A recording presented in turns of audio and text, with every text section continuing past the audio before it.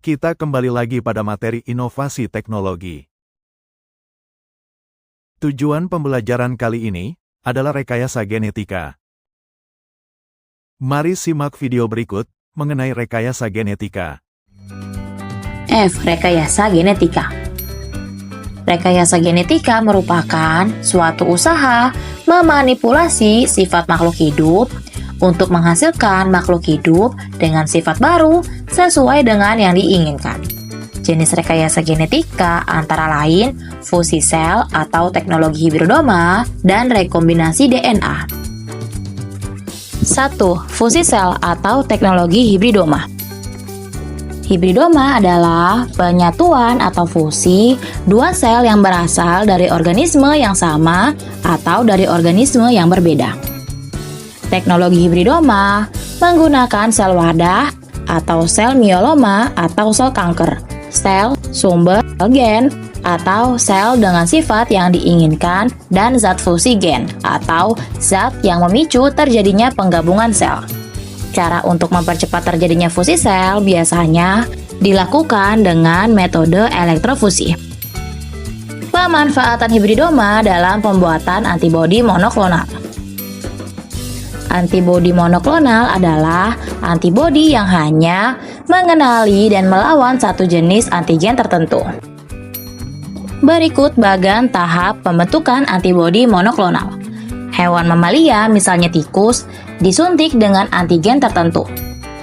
Sel limfosit B dari hewan tersebut diambil dan difusikan dengan sel mieloma atau sel kanker sehingga dihasilkan sel hibridoma. Sel hibridoma tersebut diklon dan diseleksi. Sel hibridoma yang dipilih dikultur untuk menghasilkan antibodi monoklonal manusia dan sebagian lainnya dibekukan. Pemanfaatan hibridoma dalam pemetaan kromosom.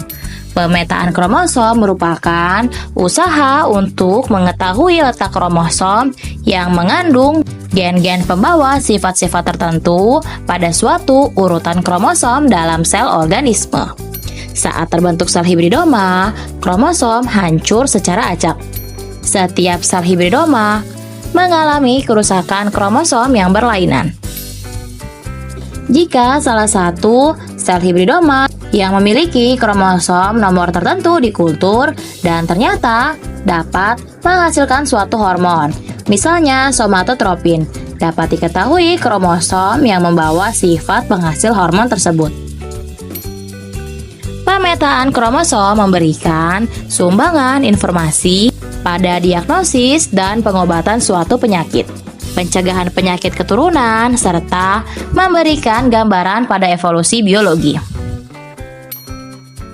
Hibridoma memungkinkan terbentuknya spesies baru.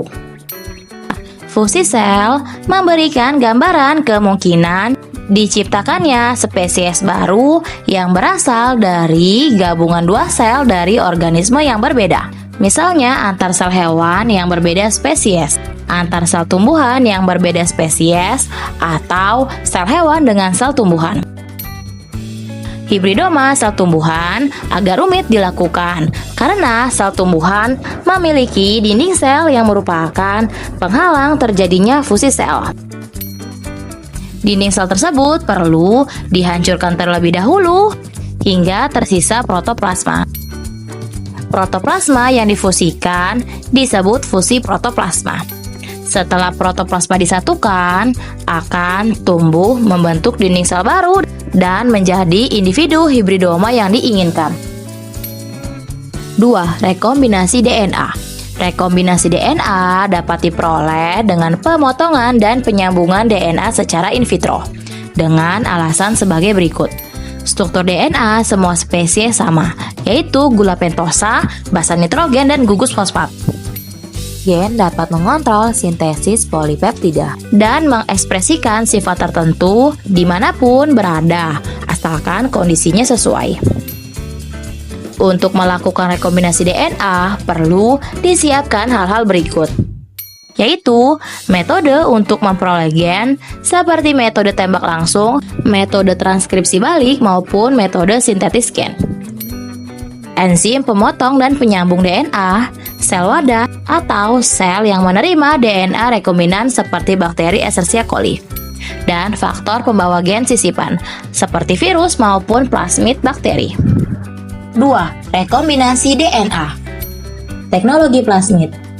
Tahapan pembuatan DNA rekombinan menggunakan plasmid.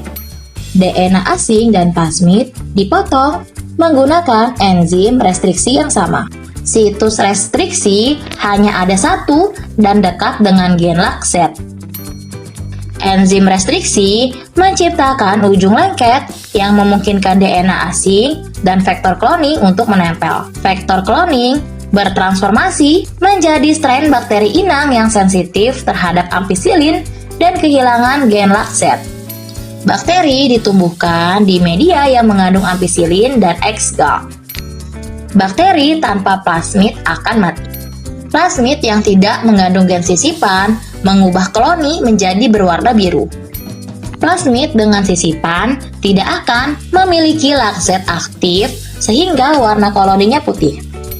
Berikut bagan tahap pembuatan DNA rekombinan menggunakan plasmid.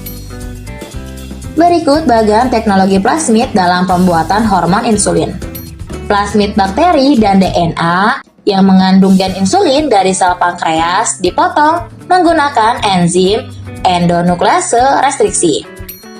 Fragmen DNA gen insulin disambungkan pada plasmid menggunakan enzim DNA ligase sehingga terbentuk plasmid dalam rangkaian DNA rekombinan.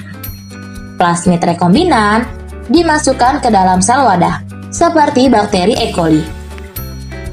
Bakteri rekombinan dikembangbiakan sehingga diperoleh populasi bakteri yang mampu menghasilkan hormon insulin dalam jumlah yang banyak. Hormon insulin yang dihasilkan oleh bakteri rekombinan dikumpulkan dan disuntikan pada penderita diabetes mellitus yang membutuhkan. Terima kasih telah menonton hingga akhir. Kita akan kembali di pertemuan berikutnya.